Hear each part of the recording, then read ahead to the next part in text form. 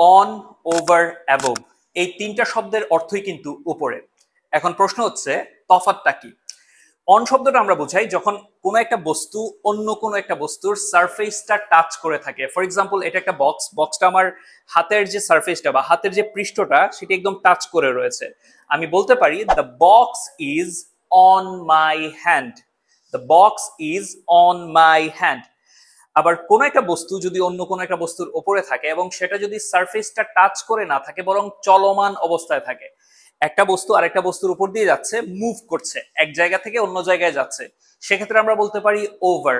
যেমন পাখি অথবা বিমান, আমরা বলতে পারি the birds are flying over my head, the birds are flying over my head.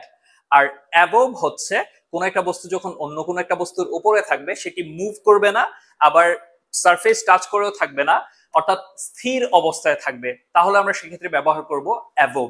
For example, আমরা বলতে পারি the sky is above our head, অথবা দ্য ফ্যান, উপরে আমার মাথার উপরে একটি ফ্যান রয়েছে, ফ্যানটাও কিন্তু স্থির, তো আমরা সেখানে বলতে পারি the fan is above our head. আশা করি অন, ওভার আর অ্যাবোভ নিয়ে আপনাদের কনফিউশনটা ক্লিয়ার হয়েছে। ধন্যবাদ সবাইকে।